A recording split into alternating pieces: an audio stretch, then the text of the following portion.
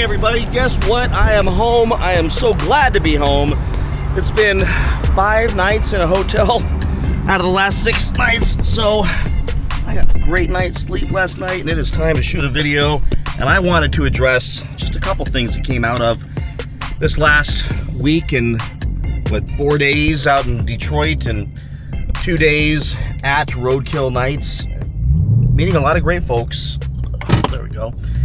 And having great conversations about these new Chargers with the twin turbo i6s that sound like leaf blowers. I've heard it, weed whackers, everything else. Like, I am not arguing that at all, and don't think that I'm going to, and there's no way I'm going to defend the sound of a 6-cylinder over a beautiful, spectacular Hemi V8. That is why I got into this, one of the reasons I got into this genre of cars, if you will, and left BMW, that started to go down the road of everything, even the 7 Series that I had prior to turbo 6-cylinders. And while they were cool, they were fast, they did a great job, they didn't have the soul, if you will. And I think a muscle car, if you're going to break down the definition, has to have a soul. And that's where we have to kind of stretch a little bit and define, well, what do we mean by a soul? Well, I think sound has a lot to do with it, but you can't just add, let me put you guys on my dash here real quick, you can't just add in some speakers and an MP3 soundtrack and then say, okay, now it qualifies as a muscle car. That's utterly absurd. So it has to sound strong, has to sound good, has to evoke emotion and passion and excitement and thrill. All that has to come from a car for it to be a muscle car. But you can go get an M3 competition, and I mean, you can straight pipe it, you can tune it, and I promise you, you're going to have emotion, you're going to have sound, you're going to have excitement, you're going to have all kinds of wild experiences with that thing, with a selectable all-wheel drive feature in the, what is it, the X-Drive or whatever it is. It is an insane car, but it's not a muscle car. So what makes it a muscle car? Well, I think we can say, well, a very large car, inexpensive car, generally a low-feature car, and a car with a big engine in it that makes a lot of noise. And I'm going to add this in, that you can work on, that a regular guy in his garage can work on, and can squeeze more horsepower out with modifications that can be done themselves. I believe that. And having grown up in an era where every one of my friends had cars. My buddy Ron had a Plymouth Duster, and we all worked on that thing in the driveway to get it ready for Sunday nights street racing, which I agree is a horrible thing. But back in, like, I'm talking about 1986 that this was going on, and we would work on that car to get it ready for that weekend, and that was a muscle car. And just looking back, I mean, it was a big, huge, heavy monster with like no interior in it, no radio, and after we took it out, I mean, it was broken again the very next day, but we were able to work on it and fix it. And then every week or two or month or whatever, there was some kind of plan that Ron had that he would involve us all in to get more horsepower, to make the car faster. That's awesome. You lose that with the EVs. But what I wanted to talk about today is, we probably shouldn't be that upset, with all that said, about this twin turbo i6. And this is not me pandering. If you watched a few of my last videos, you heard Tim straight up say that he appreciates and respects us pushing back and being critical. Look, I don't ever want anybody to be a sellout. Oh, no. People smell that. You and I had this conversation. Yep, sure did. I like the pressure. Yep. Yeah. The tension is good. Yep. Without the tension, might as well be GM.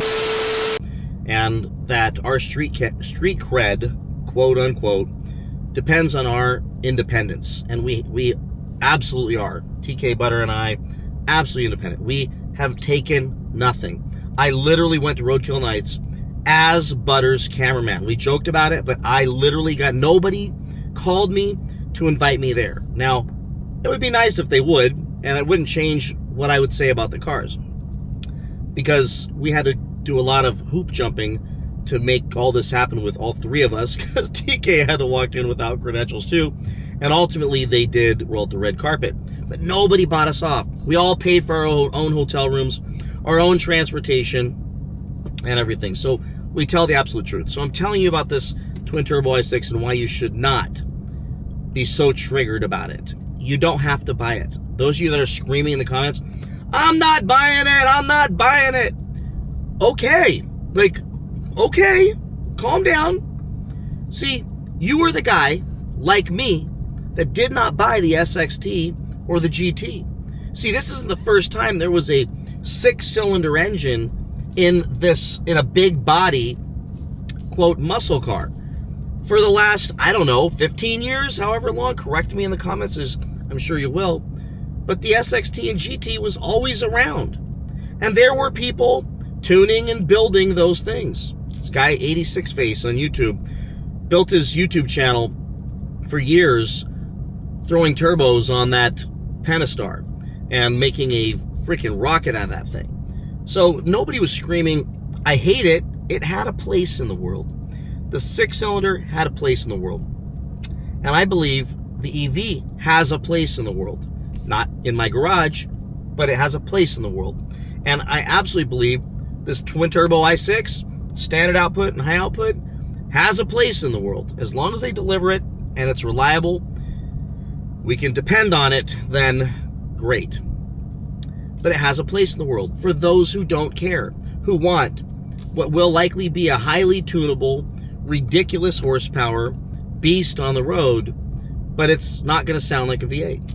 And then I will tell you, based on every vibe I got, sitting with Matt McAleer directly, and Tim Kaniskis recorded so many of those conversations, and now every article after Roadkill Nights has indicated that no one is denying that a V8 is coming. No one is vehemently denying that. As a matter of fact, a couple quotes I saw, one from Matt McAleer when one of the interviewers asked about or said, I don't think the V8's going to fit in that Charger body. He said, well, you might be surprised if it would, or something like that.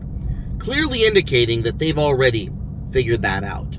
Now, this is speculation, but we asked and brought it up multiple times about Hemis. The comments we got back directly from Tim and others were, things take time.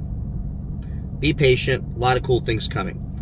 Would never overtly confirm, yes, we're bringing a V8 out again. But absolutely would not say it's not.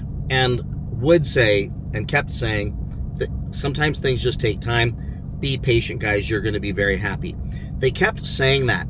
So that tells me that we're going to have EV, we're going to have, and it's going to be great. They're going to work through the bugs, and someday that thing will actually not have to ride on a flatbed. Then you're going to have the twin turbo i6, 2 versions of that. And by the way, they're all calling everything Scat Packs and RTs. So you've got the EV and the RT and the Scat Pack, even though the RT's been postponed or paused. Then you've got the RT and the Scat Pack and the standard output and the high output in the 6-pack.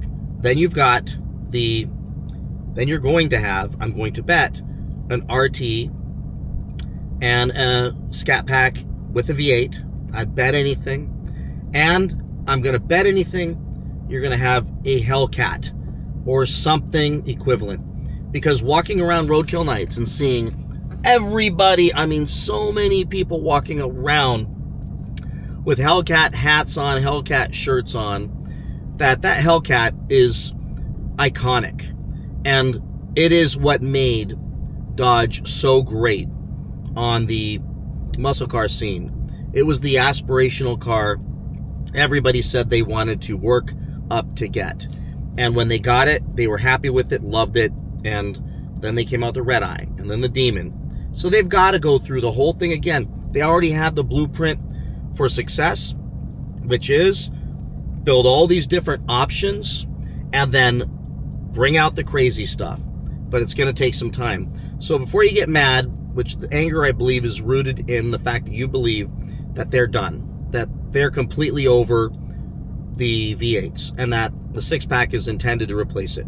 I will tell you, I don't believe that for absolutely 1 second. It is an option. And you can look at it like an SXT GT replacement. Remember the GT that had the all-wheel drive option on it? Thing is now we've got technology, we've got an i6, we've got new body style, all kinds of new stuff, and way more horsepower, and we're complaining. We were complaining when we had the SXT and GT with, what, 270 horsepower or something, but now we're complaining that we got, what, 430, I think it is, and 550 horsepower in a 6, but because they're calling it an RT and a Scat Pack. Who cares? It's an option. That's why I'm okay with it. Why will I buy one? Because it's a bridge. It's a bridge till the Hemi. Why not? I have a YouTube channel. It would go really well here. If it's awesome and great, it's going to do great on the channel. If it's a colossal piece of crap, like the Daytona was, it's going to do great on this channel watching me load it on a flatbed. I have nothing to lose. I would never generally go buy the first year of something because it's usually a nightmare. But because the YouTube channel, it makes sense. I'll make back every dollar I spend. And what I learned at Roadkill Nights is it was a pretty fun car. But let me also address this. If we go back to, 1987, when they came out with the Buick Grand National, I was 16, 17 years old. And I remember seeing the first Buick Grand National roll by down my street, and this guy, one of the neighbors got a hold of one of those things, and it was amazing. We used to talk about the paint job was made out of some, diamond material or something like the myths that were coming out about that car, because it was so iconic and so exciting at the time. We just kept building upon it. And in the end, it was like 275 to 300 horsepower, 6, intercooled. And we called it a muscle car. And nobody lost their mind. As a matter of fact, they hailed it as this amazing high-performance vehicle. And to this day, it's still revered and loved by many. So I don't know if this thing is worthy of being called a muscle car, but I'll buy one, and I will definitely tell you what I think when I drive it. When I actually drive it, I rode in it, and it certainly freaking felt like one. And then let's talk about, I put these notes here, talk about the weight. The weight. So I'm sitting in my Scat Pack right now, and it is, 4,300, let's just call it 4,400 pounds. If you look back, and I got these numbers, the GT, the Pentastar GT versus the SXT, the GT all-wheel drive was 4,232 pounds, versus the SXT was 3,957. So that was a 275-pound difference, almost completely attributed to the all-wheel drive machinery that's in the car. So if you look at this thing, it's 4,400 pounds, and the new body style, which is a monster car, which kind of is what muscle cars are, is now going to be 4,800 pounds with all-wheel drive. So if you just go back and say 4,400 pounds with all the technology and the selectable and the robust nature which this all-wheel drive system will have to be to handle that horsepower, it makes sense that 300 or 400 pounds is completely attributable to the all-wheel drive system. And I'm telling you, to have selectable all-wheel drive, to me, is exciting. Because I can turn it off, and I can do donuts, smoke the hell out of the wheels, and I can turn it on and get traction and smoke so many cars around me that are spending time spinning. You're going to see this twin-turbo i6 beating Hellcats that are spinning at the stoplight. I'd still rather have the Hellcat. Yes, I'd rather still have the Hemi. But don't count this thing out, because all-wheel drive is no joke. Look at the Trackhawk. Look at the Durango. These things are insane monsters because of that. And that extra weight that we're all complaining about is because of the all-wheel drive. It's pretty easy to deduce that. If they wanted to deliver a car without all-wheel drive in the new body style, it sounds like to me they would have been able to make it the exact same weight as this car that I'm sitting in right now, or the Charger version. It would have been 4,400 pounds. Yet we were fine with that for the last, 10, 15 years. but all of a sudden now we're pissed off about it. So I'm trying to be objective here and reasonable, that there's a trade-off to get all-wheel drive, and that is 300 or 400 pounds more added to the car. But now you have traction. And all we screamed about, well, not all, but a lot of us screamed for years that we wanted them to come out with an all-wheel drive Hellcat, an all-wheel drive Scat Pack. We kept saying, why not update next year's car and add in all-wheel drive? You did it on the GT. Now we got it, but we don't want to have to pay for the extra weight that it's going to add to the car. And that's just real simple stuff. And that i6 engine, yes, you'd think it would be lighter than a Hemi. It's not that much lighter. When I did the math, I think it might have been, I don't know, I'm not even going to say a number. It was not that much different because of all the technology and crap that's jammed into these cars nowadays. And frankly, that new Charger is an enormous car. So that's my thoughts. So with that, everybody, I just wanted to say thank you for watching the videos. Thank you, Butter and TK, for an amazing time at Roadkill Nights. And let me know your thoughts on this whole six-pack thing. It's just another option. The V8s are coming. No need to be mad. No need to be angry. Sit back. It'll probably take a year or so before we start seeing those V8s come out. But it's something that we can have fun with that doesn't have to be plugged into the damn wall. So see you all in the next one. Don't forget to like and subscribe. Bye-bye.